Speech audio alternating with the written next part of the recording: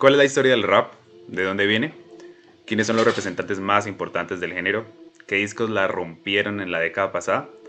Todas estas preguntas y más nos las responde hoy Normas Rapa de Santiago Sembrano, ilustrado maravillosamente por Gavilán. Bienvenidos, esto es Taza de Tinta, un podcast de literatura y conversaciones sin tapujos al vapor de una buena taza de café. Así que preparen su bebida favorita y comencemos. Hola, hola, ¿cómo están? Recuerden que este es un podcast para hablar de libros entre amigues. Yo soy Mafe. Yo soy Daniel. Bueno, hoy no está Diana, pero normalmente somos tres amigas profesionales en estudios literarios con distintas perspectivas en el campo literario y editorial.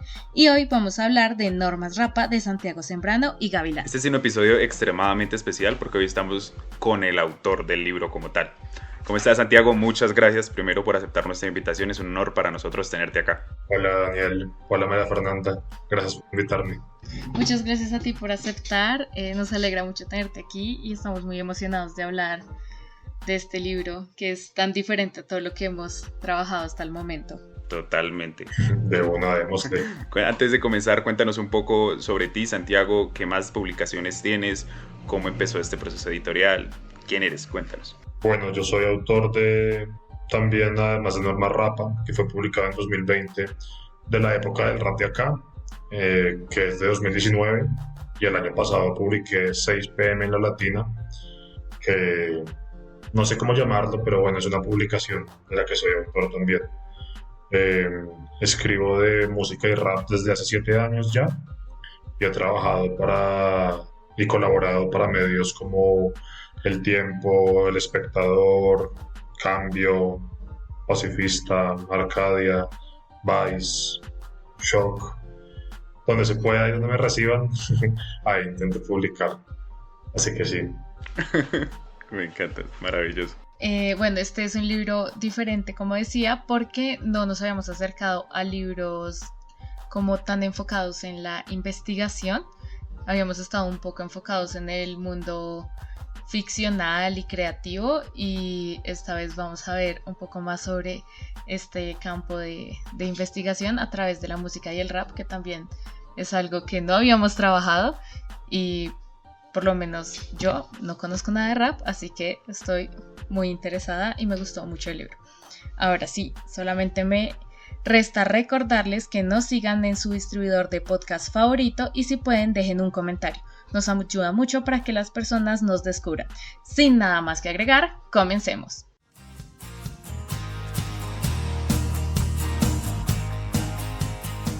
Para comenzar esta discusión, este capítulo del podcast, me gustaría preguntarle, antes de que entremos con Santiago y todo, a Mafe, si esta fue su primer acercamiento al rap, si había escuchado rap antes, qué tipo de rap había escuchado.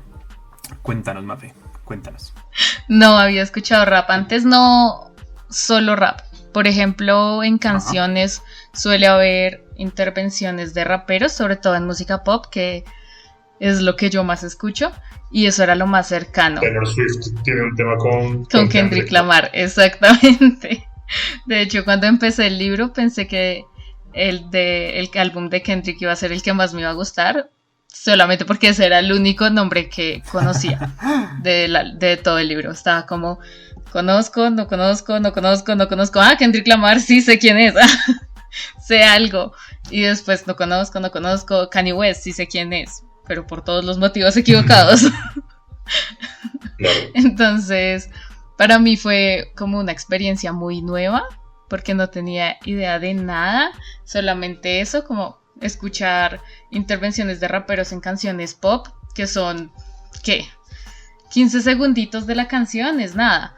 Entonces, para mí eso fue algo nuevo y quizás Residente en mi juventud, y como referente latinoamericano, era lo único que conocía de rap. Es interesante que hayas entrado por Taylor Swift al rap, una entrada extraña. Chévere como que se encuentran estos puntos de intersección, como aparentemente tan distantes.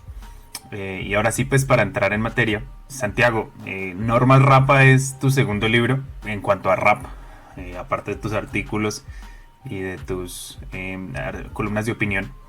Y quería preguntarte, pues, ¿qué te motivó a comenzar esto? ¿Cómo elegiste los álbumes que están en Norma Rapa?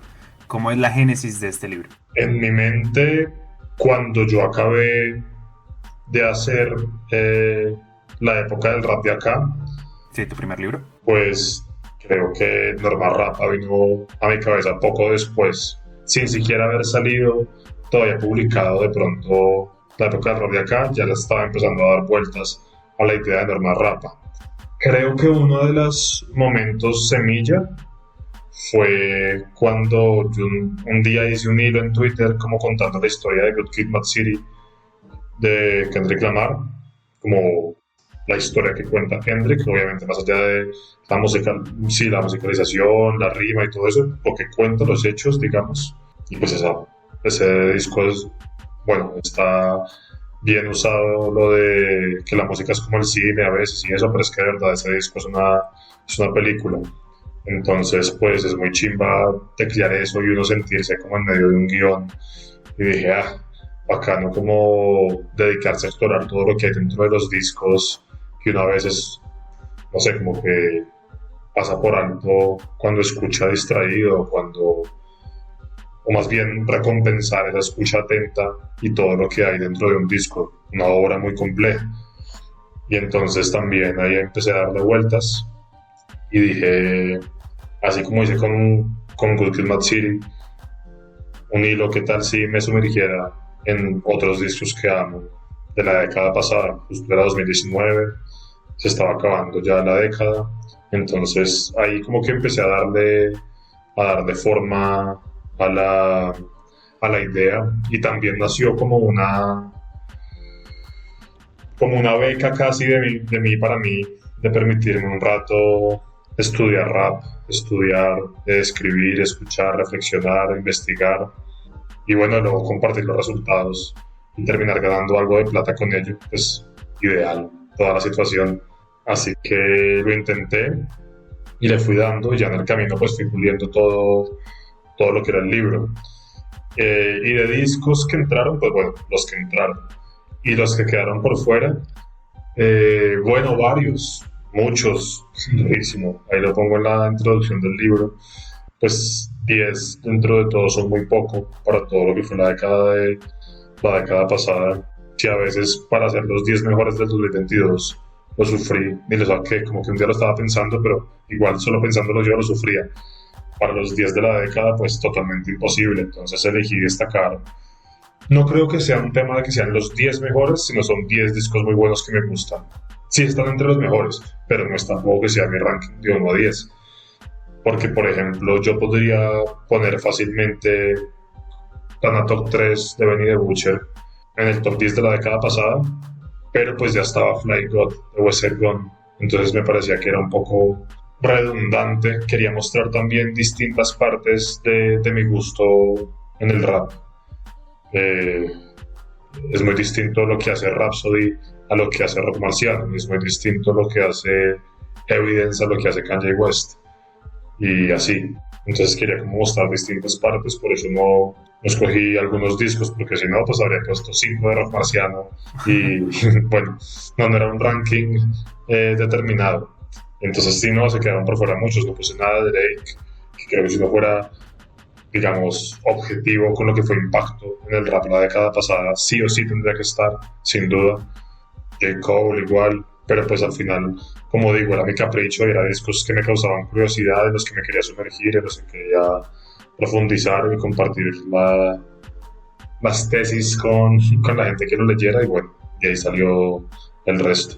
Qué chévere como esa capacidad como propia que tienes de adentrarte en los álbumes de rap que te gustan. Creo que eso le da mucho como la editorial, como tal la editorial King Von Bo, que es una editorial independiente que es especialista en producir libros o publicaciones de música únicamente. ¿Cómo fue, digamos, esa relación con la editorial? ¿Cómo se gesta esta producción, que pues también proviene de la época del rap de acá? ¿Cómo se llega a materializar el libro con la editorial? Porque es un libro estéticamente muy atractivo, muy, muy atractivo. Con King Von Bo empezamos a trabajar para la época del rap de acá, desde antes de que existiera King Von Bo. Fue Juliana Velasco, que es abogada y bueno, ahora ya pues es la cabeza de la editorial King Von Bo. con la que empecé a trabajar para liberar mis artículos de Vice y de Cartel Urbano y publicar mi primer libro. Y luego ella, pues, que también tenía su proyecto conjunto con varias personas de Salsa Sin Miseria, pues montó la editorial Quimbombo como plataforma de libros de música. Entonces ya cuando salió Norma Rapa, pues ya estaba consolidada la plataforma y el nombre de Quimbombo y lo sacamos a través de ahí porque me parece importante ese aspecto institucional que, por ejemplo, los raperos como Mobb Deep, por ejemplo, cuando estaban buscando su primer contrato, o no su primero, pero un contrato, iban a las afueras de las oficinas de donde sabían que grababa, no sé, a Tribe Called Quest y esperaban ahí para poder darles un demo a cualquier persona que saliera.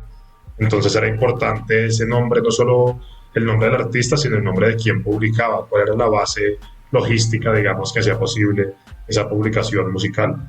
Y en este caso, yo también quería como aportar a la institucionalización de libros de música, cosa que si alguien lee Norma Rapa, la época del rap de acá, o 6pm no Latina, pueda decir, yo también tengo una idea parecida, ¿a quién se la propongo?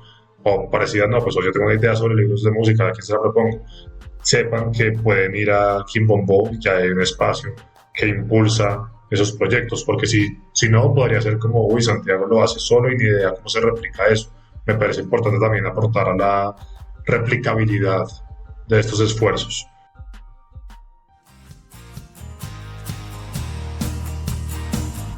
Me gustaron mucho las ilustraciones porque le dan un muy buen toque al libro en términos estéticos, pero además, algo que mencionabas ahorita, Santiago, es que cuando te sentaste a escribir o a pensar en esto, era un poco como, bueno, ¿cuál es la narrativa, el trasfondo de Good Kid, Mad City? Y es como me senté a contar las historias de estos álbums y lo que hay detrás de sus realizadores y realización. Y a mí me dio esa sensación al leerlo, ¿no? Como que hay una narrativa que se está construyendo y las ilustraciones le van muy bien al juego, lo hacen sentir mucho más urbano y mucho más cercano que un libro de investigación, porque esto es una investigación, pero se siente muy relajado, no es un texto pesado y difícil. Por ejemplo, para mí, que no conocía nada de rap, fue muy fácil entender de qué estaban hablando, entender cómo funcionaba este género, cómo funcionaban las, digamos, cabezas de las personas que están realizando esto, sin mencionar que per se en los discos hay muchísimas personas involucradas, ¿no? O sea, como producido por escrito por A pesar de eso, no se sienten como una lista, se siente como un montón de personajes, de personas reales que están contando algo que quieren decirnos, algo que les pasa, ¿sí? Que tienen una voz propia. Bueno, genial. Todo eso es lo que quería lograr, así que me alegra mucho que lo destaques. Pues se nota muchísimo y me gustaría saber cómo fue hacer ese proceso. Cuando estabas escribiendo, ¿que te devolvías mucho o era como, bueno, lo voy a escribir así? ¿O cómo fue ese proceso de escribir con un lenguaje tan claro, tan narrativo? No hubo mucha reescritura. Escribir necesariamente es reescribir. Sobre todo en mi caso, que yo muchas veces, casi siempre, vomito todo lo que quiero contar, esa lluvia de ideas así desordenada que está en la cabeza, y luego viene un proceso como de escultura, de darle forma. Entonces siempre hay mucha reescritura por mi lado, claro, y además que, bueno, para ese libro fue editado por Sebastián Narváez, que es un gran editor con el que trabajé en Vice, textos como por ejemplo el que hice de Nejar de Mel Perfil, que está en la época del rap de acá, han sido editados por él, entonces pues confiaba mucho en él para que le diera también un norte a los textos. Al final uno puede escribir solo, pero un libro nunca sale solo. Eso requirió mi mano, luego Sebastián le metió mano y yo corregía y se lo volvía a mandar y él corregía y luego yo corregía otra vez y luego se lo pasamos a Antonio Santa, que fue el corrector de estilo, y también él corregía y metía mano y yo corregía y metía mano y se lo pasaba, y Entonces, sin duda fue mucha reescritura, no solo por mi lado, sino como en general en todo el crecimiento del libro. Y así es como debe ser. Yo creo que ojalá algún día pudiera llegar a una frase perfecta o un texto perfecto así de una, así que freestyle, pero no es así. Pues, eh, es un proceso arduo y de paciencia y es muy bonito. Sin duda, empezar de cuando uno ve el texto así desordenado, distintos tamaños de letra, una vaina subrayada, otra vaina resaltada, a ver un ensayo terminado, pues es emocionante y eso es en buena parte lo que me gusta de hacer libros y de escribir. Es como, no sé, ver un lote con los materiales de la casa y luego ya ver la casa terminada con los acabados bonitos en las ventanas y en la madera que querías, pero pues toca dar de harto y de entre varios. Sí, de hecho, pues tú nos explicas ahí en el libro, en una parte, que esa escritura también sea como, pues curiosamente, en una finca, como aislado un poco y lejos de todo, ¿no? Como que se te brinda a ti un espacio, o el universo como tal, te da la capacidad de poder escribir a tus anchas, ¿no? Un poco como aislado de la ciudad, de esa como urbanidad, y enfocarte y centrarte en escribir nada más. Igual no fue que me tocara, fue realmente que, no, y fue una chimba, pues yo acabé de escribir ese libro durante la cuarentena del COVID, entonces nos fuimos con mi familia para Chinauta, a la finca de mi abuela, y allá pues bueno, trabajar ahí sin camiseta al sol, con la piscina detrás y comiendo rico, solo preocupándome por escribir, por escuchar rap, pues el paraíso. Bueno, Santiago, yo ahora sí como que entrando en materia, en un país, digamos, como tan rapero, creo yo. Colombia tiene como varios centros de rap. Está Medellín, está la costa, está Bogotá, cada uno con sus particularidades. Bueno, ¿cómo es teorizar? ¿Cómo es hablar de algo que te apasiona y ponerle como artilugios técnicos? ¿Cómo es como tal teorizar sobre rap? ¿O cómo fue teorizar para ti sobre rap en Normal Rap? No, es pues muy bonito, es genial poder dedicarse a pensar sobre rap. Claro, aparte del primer nivel de disfrute y de impacto de, uff, qué chimba el rap, que es desde el que parte todo. Ese nivel es la absoluta base de todo. El que chimba el rap es lo que, sin eso no hay nada. Pero de ahí, el que chimba el rap no lo empieza a procesar y a meditar y a diseccionar y ahí viene lo demás. Pero realmente todo parte de ese primer impulso de que el rap me sacuda y me mueve y me emociona y me da vida, me da todo. Entonces, cuando me detengo en ese sentimiento y lo empiezo a recorrer, empiezo a viajar por él y lo empiezo a conocer, sale el resto. Entonces, y así es con todo. Por ejemplo, los discos que están ahí eran que chimba el rap y yo decía, ay, ¿por qué? Y cada disco tenía una razón por la que me gustaba tanto. Pero todo parte de ese impacto y de ese sacudón que digo que me da el rap que amo.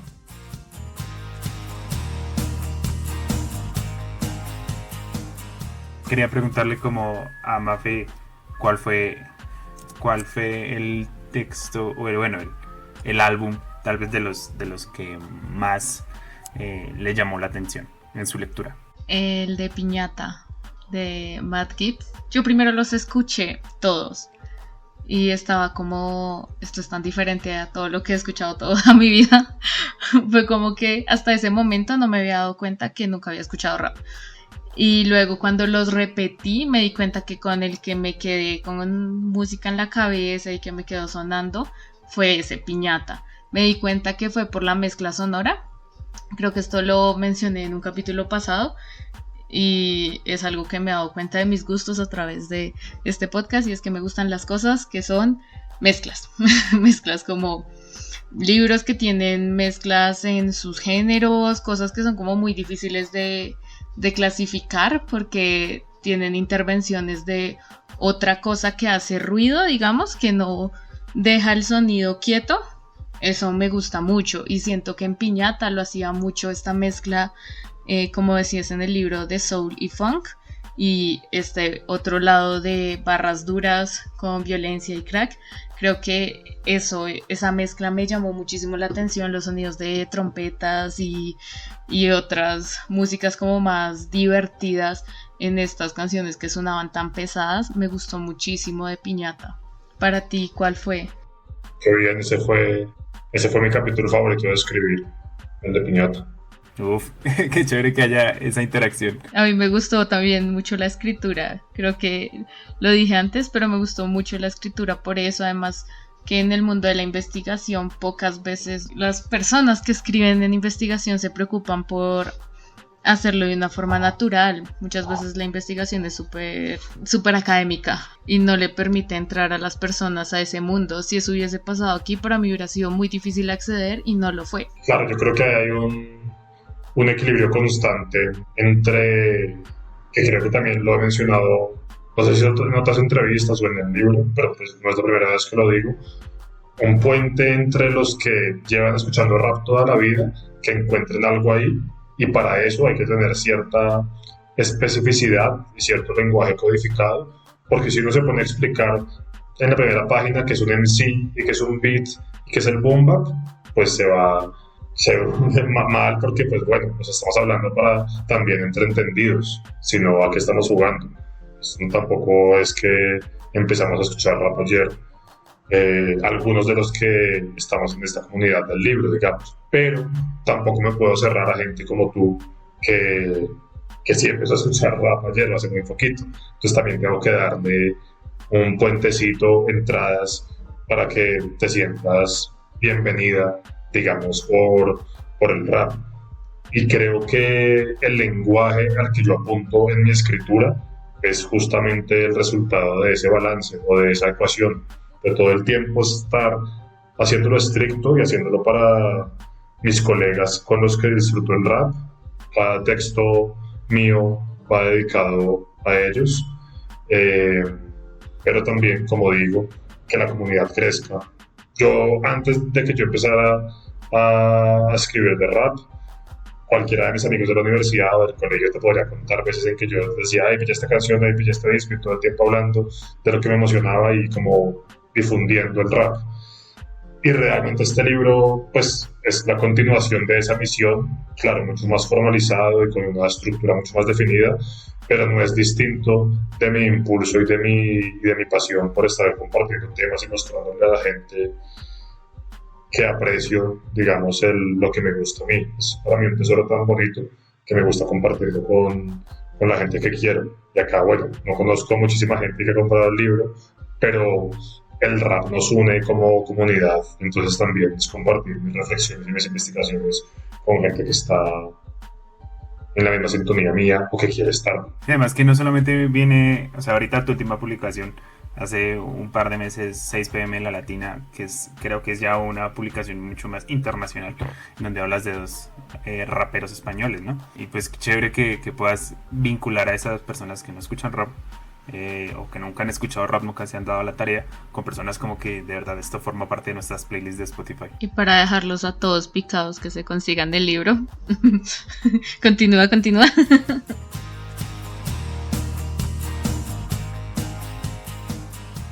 Digamos como que en los álbumes, o en mi lectura de los álbumes de The Roots, como esa tríada con la que abres, The Roots, Kanye West, y bueno, más adelante Rock Marciano, perdón.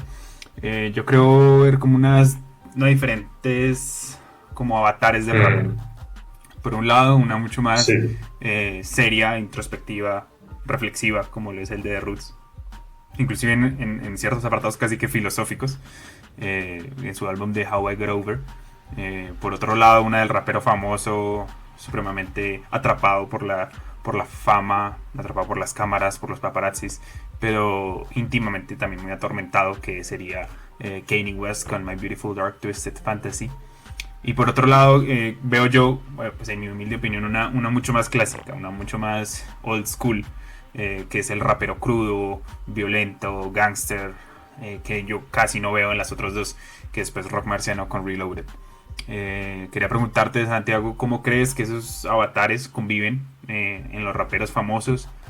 Si pueden esos elementos formar parte del imaginario del rap como tal y cómo se entreven este tipo de múltiples personalidades en lo que es el ser rapero, el devenir rapero. Yo creo que ahí está plasmada también esa triada de álbumes que señalas, está plasmada la complejidad no solo del rap, que pues es lo que lo hace fascinante, que es un género que tiene muchas aristas y mucho rango para hablar de cualquier cosa, desde lo que tú dices, preguntas espirituales, hasta la megalomanía, hasta perras y pieles caros, básicamente el disco de rock marciano por momentos, Sí. y me encanta, obvio.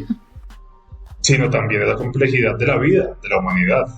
Es que somos todas esas cosas y más, y lo contrario, y creo que eso amo del rap, que me permite acercarme a tantos lados del ser humano, de la experiencia humana, que pues bueno, sí que me hace sentir vivo y humano también cuando lo escucho.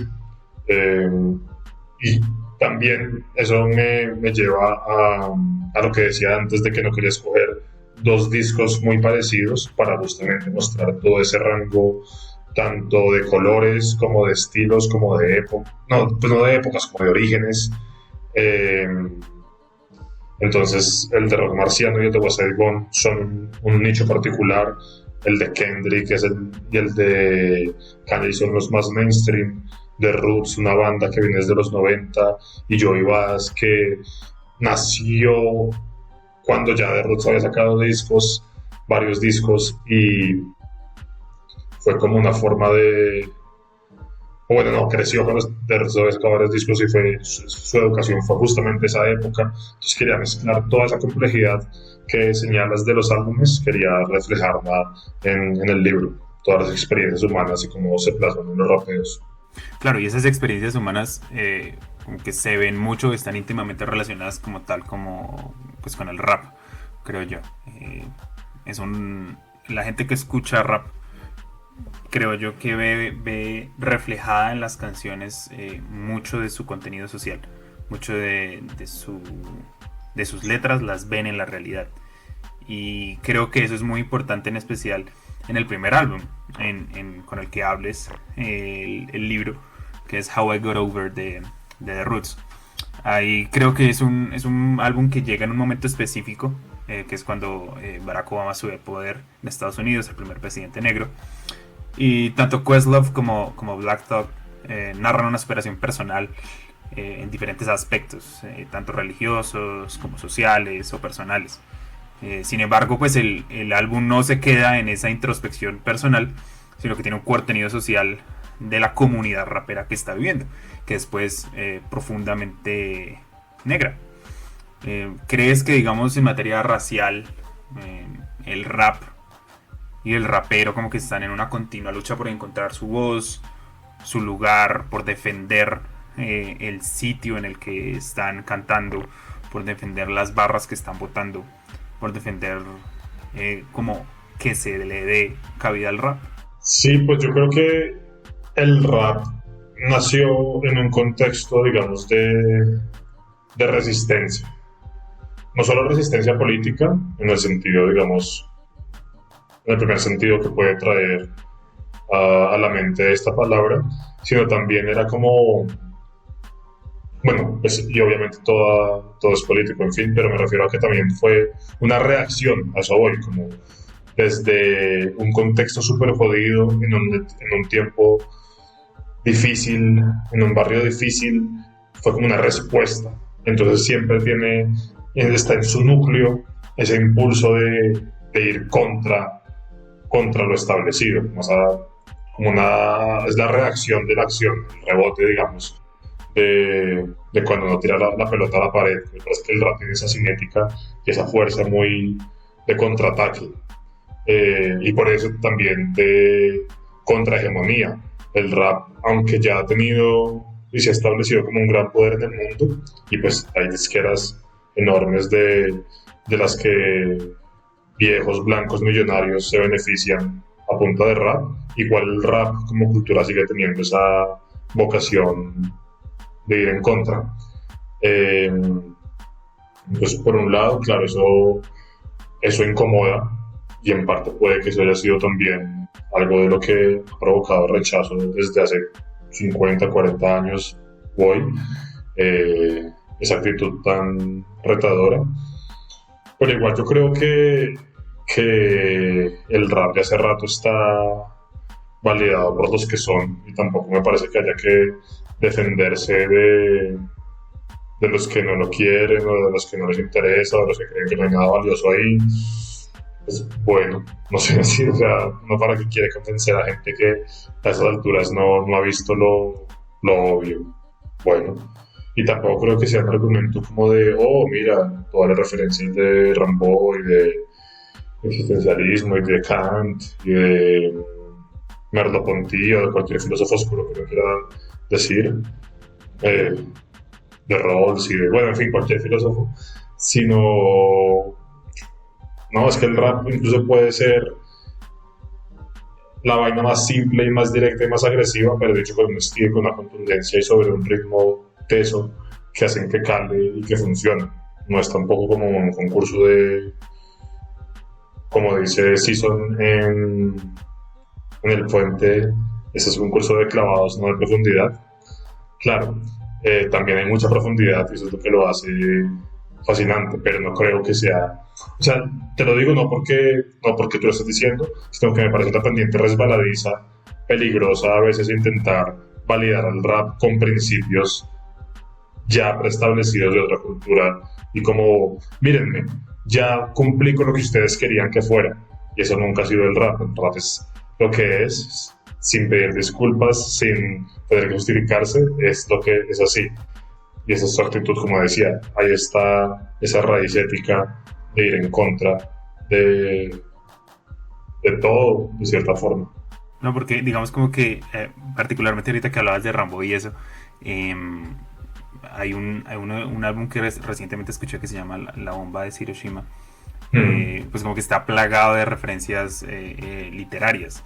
Aparece Capote, Rambo por ahí en algún lado justamente. Y pues como que a veces uno dice como que la teoría o la academia Sí. a veces como que ha dejado un poco de lado el rap, precisamente como que no, como que ese tipo de música no es literatura inclusive o algo, y uno adentrándose ahí encuentra una profundidad literaria abrumadora, inclusive juegos con el lenguaje, calambures, retruécanos, rimas pareadas, todo eso, y es interesante cómo el rap se sigue abriendo paso y cómo el rap como que sigue luchando inclusive hoy. Sí, algo que he pensado ahorita con lo del tema de la como alta cultura, comillas, muchas comillas, cientos de comillas, que intenta como sacar de su círculo a cualquier tipo de manifestación moderna, contemporánea, urbana, cualquier cosa que no entre dentro de esos límites, era como cada uno de estos álbums tenía su propio núcleo y su propia composición y su propio centro. Entonces, por ejemplo, pensaba en Whether or Not y Evidence y cómo este álbum es algo mucho más íntimo y mucho más personal, que le costó varios años escribirlo y unas épocas bastante duras de su vida, y eso hace que sea algo mucho más cercano de lo que puede ser quizás Rimbaud en otro siglo, en otra época, en otro país, o sea, con un contexto mucho más diferente, que pensar en estos contextos que ellos están mostrando, que son mucho más cercanos a realidades que uno podría identificar, ¿no? Entonces, creo que también ahí hay unas voces que hablan de el hoy y que es muy valioso y es muy necesario ponerlo de otras maneras, además que ellos también hacen su propio proceso. Por ejemplo, la mezcla en Piñata de Matt Leeds y Gibson y Gibbs es precisamente encontrar dos estilos de dos personas muy diferentes, con dos contextos muy diferentes, pero se hablan la una a la otra a través de esa composición, a través de esa música, además porque las barras de Piñata no se escribieron en una noche ni se escribieron en un momento, duraron muchos años haciendo ese proceso y se entregaban una cosa, uno la recibía y la procesaba. Entonces ahí hay como muchas voces que permiten esa identificación. Quizás no voy a entender la fama de Kanye West jamás, pero de pronto sí puedo entender el dolor de la pérdida de una madre, por ejemplo, que eso es algo que está mucho más cercano. Entonces también como la validación no está tanto en la alta cultura, que igual no quiere dejar nunca entrar a nadie, y creo que las voces contestatarias de una realidad urbana y de, por ejemplo, los raperos gangsta no están interesados en esa alta cultura y no tienen por qué estarlo, ¿no? Pero es muy interesante ver que igual hay puntos de encuentro porque la cultura es un imaginario social gigante, entonces se filtran cosas. Sí, porque inclusive pues esa capacidad de abrirse paso, pues hace que inclusive hoy se hayan tenido tesis de literatura, y lo sé porque yo vi una en la que se analizaba el rap de Nosferatu. Y qué chévere como que se den ese tipo de narrativas ahora y que se abra también mucho más la academia de este tipo de nuevas narrativas y de nueva literatura.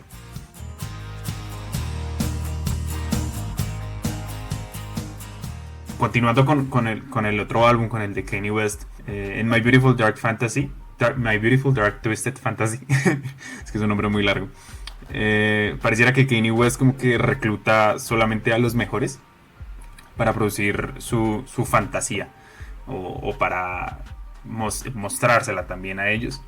Pues aparece Nicki Minaj, aparece Pusha T, inclusive los presiona muchísimo a que produzcan lo mejor de ellos. De hecho creo que no me recuerdo si es Pusha justamente el que dice que la mejor barra que él ha escrito pues la escribió para Kanye West, bueno, no para Kanye West, pero la escribió en el álbum de Kanye West. Nicki Minaj también aparece ahí con una fuerza poderosa en Monster, inclusive abre el disco, ahorita hablando en términos literarios, como leyendo una parte de un cuento infantil. Y bueno, como que Kanye los reúne en Hawái, como que llama a los mejores únicamente, hace su Dream Team, los reúne allá aislados supuestamente de todo. Y quería preguntar si crees que ese equipo como de All Stars que él juntó, pues como que viven también eso que quiere denunciar tanto Kanye West, que es como que esa fantasía tarde o temprano se vuelve triste, se tergiversa, se vuelve una jaula de oro. Y pues quería preguntarte eso, justamente si esos raperos también crees que forman parte de esa fantasía que aparentemente es tan personal, pero por lo mismo personal es mundial, o bueno, para las personas que viven en ella, que es esta fama de Kanye West. ¿Cómo es vivir esa fantasía? ¿Cómo crees que para ellos es la fantasía de la fama, de la soledad, de los ojos que están encima tuyo, pero que nunca te escucha? Como cierra tu capítulo de Kanye West. Sí, pues yo creo que eso aplica, lo cuenta Kanye, pero le aplica para todos. Justamente creo que va con lo que decía hace un momento, de que apela a esa experiencia universal. De pronto, incluso sin ser Pusha T y sin ser multimillonario famoso como Kanye, que supongo que incluso después del fiasco de Adidas le deben quedar algunos millones al menos. Pero creo que justamente eso que toca el disco uno lo puede entender desde la vida de uno. Siempre hay un proceso personal del disco en la escucha que uno dice, esta idea me habla, puede que no tenga mucho que ver con lo que yo estoy viviendo, pero hay algo ahí con lo que me identifico. Puede ser de pronto cuando él dice, cuando cantan en el disco This Will Be a Beautiful Death, será una muerte hermosa, de pronto hay algo de eso de la tentación de verlo todo arder, que no puede, con lo que puede relacionarse. O de pronto también cuando el man al final, pues, o sea, el disco, él se acepta como un mal parido, de pronto uno puede decir como debo enfrentar vainas a las que le estoy huyendo y que sé que no estaba mal, ¿sabes? Entonces no es solo Pusha T y Nicki Minaj, claro, o sea, hay una parte de la fama que el man aborda que pues yo no voy a entender jamás así de primera mano, pero creo que lo potente no es solo que él me permita entenderlo con una examinación visceral y muy, muy bien lograda de lo que implica la fama, esa fantasía retorcida y hermosa, sino también que nos podemos ver reflejado en el disco desde otras aristas. Entonces, sí, creo que no solo entonces a Nicki Minaj y Pusha T, sino a todos nos habla, a todos los discursos nos hablan a todos. Eso es lo que es bonito del arte también. Claro. Saliendo un poco del libro, entrando como un poco más general, quedamos para las personas que no saben, y no sabemos inclusive, como mucho de estos términos un poco técnicos, este aparataje técnico, pues digamos, ¿cuál es la diferencia entre hip hop y rap? El rap hace parte del hip hop. Esa es la definición más directa. El hip hop está compuesto de varios elementos y uno de ellos es el rap. Pero el hip hop es algo más grande que agrupa al rap. Claro, luego hay un tema de metonimia y de se puede usar uno como sinónimo del otro ya en el uso común, pero en sentido estricto, si uno se va al concepto, el rap hace parte del hip hop. Entonces esa es la definición.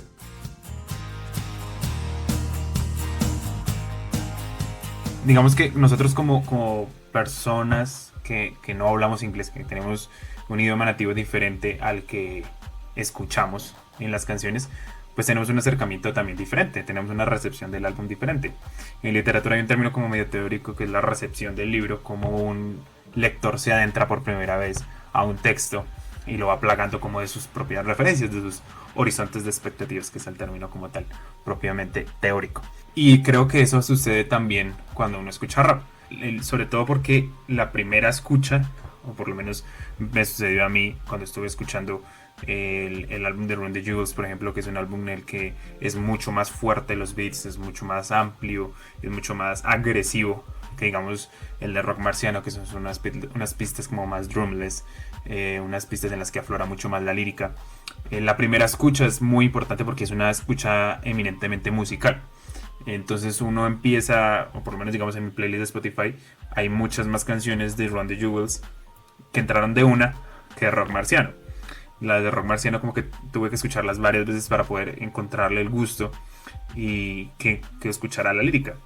Entonces, ¿crees que una persona que no habla inglés tiene un acercamiento al rap diferente a primera idea que uno que tenga el inglés como idioma nativo? Sí, yo creo que si bien pues todavía me pasa hoy, obviamente cuando no sabía inglés bien me pasaba más, hoy pues no es que sea bilingüe, pero sé inglés bien, igual todavía cuando escucho una canción, lo primero es como esa sensación de la canción total, no es un texto sino es una canción, entonces no es solo la música sino es una canción de rap, el tono de voz, el flow, como las formas de rimar, que incluso uno a veces no está entendiendo del todo qué dice, pero sabe cómo va encadenando las rimas por los sonidos, como, ¿sabes? Y eso, y uno va como hasta, y a veces no capto todas las palabras, pero voy cogiendo esa estructura. Y ahí o me coge o no me coge. Tampoco es un tema de pensarlo mucho, sino de o me gusta o no me gusta. Y ya luego, si es que pienso porque me gustó o no me gustó, pero lo otro es lo siento o no lo siento. Pero sí, yo creo que ese acercamiento, digamos, medio instintivo de la música, no solo es el que prima, sino además es que para mí es que es música. Y eso que este es un texto que se enfoca, pues este es un libro que se enfoca mucho en lo que dicen los raperos, como debe ser, pues porque es que el rap es un género con una carga conceptual y de narrativa altísima, diría yo, la más alta de cualquier música, pero es música, sí o sí, no es un ensayo. Entonces siempre va a entrar por esa primera escucha total de todo lo que está pasando en la canción, no solo de la letra. Bueno, en literatura, para continuar con los términos como medio teóricos, hay algo que se llama la canibalización, que es como, bueno, proviene como de la época o de los análisis coloniales o postcoloniales, ahí sí no recuerdo bien, pero lo que quiere decir es como que nosotros como personas descubiertas o inventadas, dependiendo del teórico que uno lea, por los españoles, o sea, por Europa, como que América tuvo una capacidad de tomar términos, historias, cánones inclusive, o arquetipos de otras culturas y como caníbales, como caribes, como personas que comen, pues nos alimentamos de ella para construir nuestra propia identidad, como personas que viene una cultura supremamente avasalladora y nos adapta, o entre comillas, nos transcultura, podríamos decirlo, pues tenemos como esa capacidad de tomar algo de ellos, digerirlo, como con nuestro cuerpo, con nuestra propia identidad americana o latinoamericana, y construir de ahí otro tipo de cosas, ¿sí? Personalmente, cuando escuchaba los discos y escuchaba las canciones y leía los análisis, pensaba mucho en esa capacidad del rap de utilizar otras cosas que no son de su propia cultura. Samples, grabaciones, fragmentos de películas, como es en el caso de Reloaded, de Rock Marciano, que uno escucha los diálogos, escucha los parlamentos, o inclusive utilizar otro tipo de samples de inclusive géneros totalmente opuestos, como la salsa, como el lo-fi, un poco más cercanos al rap, como esos ritmos tribales, en fin. Y me hizo pensar mucho en esa facultad caníbal, como del rap. ¿Crees que el rap es una música caníbal, una música de caníbales? Sí, sin duda, eso es justamente. Esa frase es de Picasso, ¿no? Como de que los buenos artistas, termina diciendo que los grandes artistas roban, algo así, o como los buenos artistas copian, los grandes artistas roban, algo así es la frase. Ahora también no se me va exactamente cómo es, pero sí, sin duda, el rap es justamente eso, y eso es lo que lo hace tan interesante también. Listo. Pues justamente como esa capacidad de robar y de estar siempre como actualizado, querer estar actualizado, yo la veía mucho en Reloaded. En ese álbum Rock Marciano como que rima o habla mucho, no rima constantemente sobre su capacidad de hacer cosas, como de que él todavía es activo, todavía es latente, el que a pesar del tiempo como que todavía está ahí lanzando y botando barras, como esa capacidad de continuar. Y eso es algo que pues parece siempre acechar como la mente del rapero, ¿no? Como que pueda continuar rapeando, tirando buenas barras, mantenerse activo, e inclusive los raperos como que tienen mucho más tiempo en la industria, ya hacen como barras de que ellos siempre han estado y estarán después de que ellos, como que los del auge se caigan. Me recordaba, digamos, un tema de KCO y Nach que se llama Todo Nada, y donde ellos hablan sobre eso, como que ellos siguen activos, que ellos siguen rapeando y que su estilo va a seguir permanente y activo. Pero eso parece como que siempre estar acechando la mente del rapero. ¿Crees que eso afecta la carrera como tal de una persona que hace rap, de un rapero, de alguien que se sienta a hacer barras? Pues yo creo que el rap es un juego en la industria sobre todo que puede ser muy inclemente. O sea, eres tan bueno como lo que le diste ayer a la industria, no hace un año ni hace 10 años. Entonces, claro, siempre está esa presión desde ese lado de estar produciendo constantemente, de estar al día, de no quedarte rezagado en la última curva y el nuevo bailecito, el nuevo sonido, el nuevo productor de moda, lo que sea. Por ese lado, pues, como eso también es un negocio, yo me imagino que eso debe pesar para los artistas, como seguir vigente. Rakim, por ejemplo, pues que bueno, de los mejores y no el mejor rapero de la historia, contaba que bueno, luego de su debut, Paid in Full, en el 87, llegó a inicios de los 2000 y cada vez había ido recibiendo menos plata en contratos discográficos, y era como esa sensación de bueno, y como así yo sigo siendo yo, porque me están pagando menos. ¿Qué pasó? Claro, ya de pronto el público quería escuchar otras cosas, 10.000 cálculos que las disqueras hacían para determinar que no, que era lo que hay que pagar de este man es tanto, y no 10 veces más como hace 15 años. Y también, pero eso es por el lado como de la industria, así como industria entre comillas, porque se entiende en sentido amplio por industria. Pero también creo que hay un orgullo y un fuego que hay dentro de cada MC, pues de no perder ese nivel y esa habilidad, que lo decía Evidence en una entrevista con Tony Poli, en ese podcast que es muy bacano, se llama People's Party, y él hablaba que era pues como estar en forma en un deporte o en el gimnasio. Toca estar haciendo barras todos los días, toca estar alzando pesas, entrenando, porque si no, pues simplemente vas a estar fuera de forma. Por más que seas bueno, entre comillas, requiere práctica, requiere estar sintonizado con lo que está pasando en el rap hoy, poder hacer parte de una conversación actual desde tu perspectiva, pues, pero una conversación actual. Entonces también creo que ahí si alguien ama el rap y ama rapear, probablemente quiera estar rapeando cada vez mejor hasta que de pronto ya se canse. Eso también pasa, pues, o sea, la vida se interpone y desvía y plantea todo tipo de obstáculos que de pronto hay un momento en que el rap ya no es la prioridad, tienes 4 hijos y una hipoteca, entonces eso también es parte del tema y por eso es tan bonito cuando uno escucha a alguien como K, que pues me habría encantado meterlo en el libro, te lo metí porque pues como digo, no había suficiente espacio para todo el rap que amo y que sin duda hizo de los mejores discos de rap de la década pasada, ya con 52 años tendrá, 50 y tantos años, rapeando como con el hambre y con la calidad de siempre, pero sumados ya con una experiencia que lo hace estar en su mejor momento, en sus 50. Entonces eso siempre es emocionante porque, claro, la pasión juvenil de el rap, digamos, te lleva a rapear así ese hambre adolescente, pero esa hambre es difícil que se...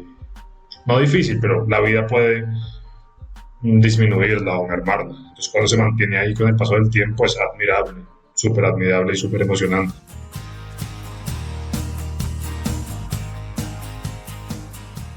Hay una persona que, como que cuando escuchó que íbamos a hacer un capítulo contigo, dijo como que tenía una pregunta. Y pues es justamente un amigo de la casa quien me regaló el libro, John, y quien como que me ha mostrado mucho del rap que conozco. Y él nos envió una pregunta que dice como, ¿qué tanto crees que pueda seguir evolucionando el género y la cultura hop en Latinoamérica y alrededor del mundo? ¿Qué tanto? No, pues no hay límites. Creo que los 2 primeros 50 años han mostrado todo lo que se puede expandir el rap y el hip hop en el mundo y también en sí mismo. Si uno escucha lo que se hacía en 1975, al 85, al 95, al 2005 y así, pues eran cosas totalmente distintas, pero parte de un mismo tronco y de una conversación constante con esos referentes y esos OGs que van cimentando la cultura. Entonces creo que eso es emocionante, ver hacia dónde vamos. No es una línea recta necesariamente que deja atrás el pasado, sino es una línea que se alimenta del mismo pasado para ir creando un futuro nuevo. O sea, el futuro es el pasado también en ese sentido. Entonces, yo no soy bueno para esas predicciones ni idea de qué vaya a pasar, pero aquí estaré emocionado para escribir sobre ello.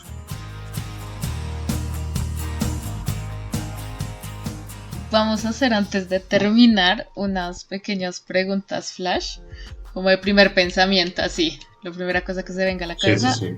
Eso, de los álbumes que se quedaron por fuera, ¿cuál te hubiera gustado meter por un 11avo? Así como, ese sí me hubiera gustado meterlo a pesar de todo, así repitiera tema. Para el top 3 de Benny the Butcher. Como investigador, ¿cuáles sientes que son los pilares durante la investigación? Pasión y disciplina. Si tuvieses que recomendar un libro o un autor para que se leyera al escuchar una playlist de rap, ¿cuál sería?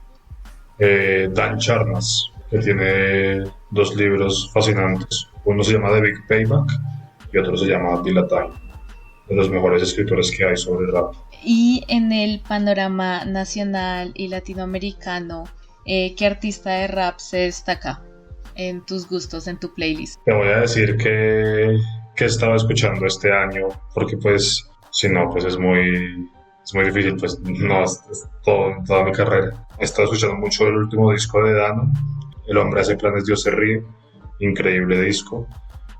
He estado escuchando mucho el disco de Rap Gory con Johnny Dog y The Blue, Blue Magic, y del año pasado, que salió casi para Navidad, pero igual todavía lo he estado escuchando, el disco de Jamlock Jr. y Mseco, Caleto, discazo.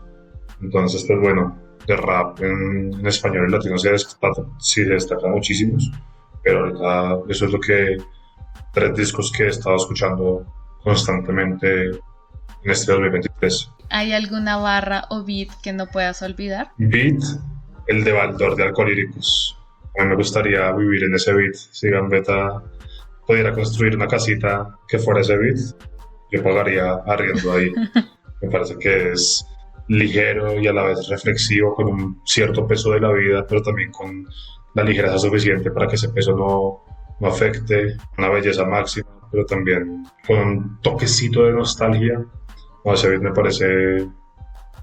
No, ese es el rap, es todo lo que está bonito de los beats de rap. Y una barra... No, bueno, sigo atravesado por barras de igual cualquiera en veladas de rap en Pantone. Ese tema, ese verso de él es como un manifiesto de amor al rap y de estamos el rap y yo y nada me hace falta. Y ese tipo de escritura siempre la aprecio porque pues sí es bacano sentirse como en comunidad con gente que ama el rap tanto como uno. De las portadillas del libro, ¿hay alguna que viva en tu cabeza sin pagar la renta? Sí, yo creo que no es de las portadillas, pero la imagen de Joey Badass en el metro escuchando música y así como protegido de ratas y ladrones que hay ahí, eso me parece muy chimba. Antes no tuve tiempo de hablar de Gavilán, pero pues sí, el libro no existiría como es parte fundamental de crear ese universo desde la portada y que la gente pueda sentir que está entrando como a una fiesta, un poco de celebración, como sugieren la portada y la contraportada a través de los libros. Y eso es todo obra de Gavilán, entonces, pues bueno, props para él y siempre agradecido de poder trabajar con él, no solo en el libro, sino también, por ejemplo, en las entregas que hacemos cada año de Rap 50. Un abrazo para Gavilán si escucha esto y el libro también está. Santiago, ¿East Coast o West Coast? No hay que elegir. Sí, ya cerca de los 30.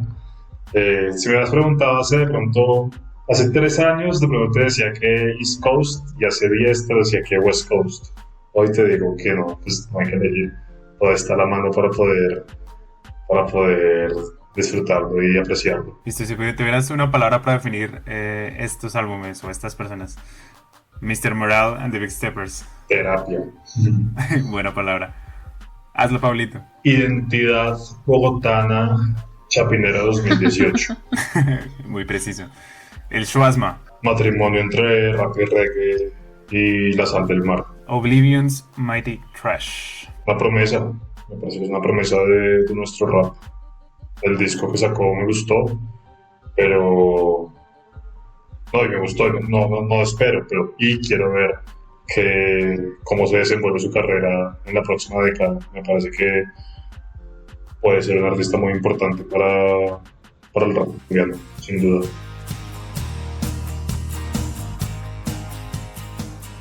Eso fue todo por el capítulo de hoy. Esperamos que lo hayan disfrutado y cuéntenos, ¿conocían la importancia del rap y toda la influencia que ha tenido? Recuerden estar pendientes también de nuestra página web www.tazadetinta.com.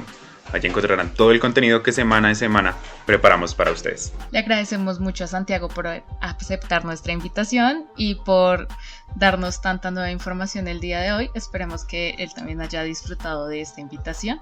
Y como siempre pueden encontrarnos como @tazadetinta _podcast en Instagram y Facebook y como @tazadetinta en TikTok y en YouTube. Y bueno, recuerden que esto fue Taza de Tinta. Escucharon a sus podcasteras favoritas, Majo Escobar, Leonard Dila y Daniel Escobar. No mentiras, ya no está hoy. En compañía mía, Santiago Soprano. Y el guión fue realizado por ellos mismos. La edición fue realizada por Diana, Leonard Dila, que no está hoy. Y la musicalización fue posible gracias a Jason Shaw. Sin nada más que agregar, adiós.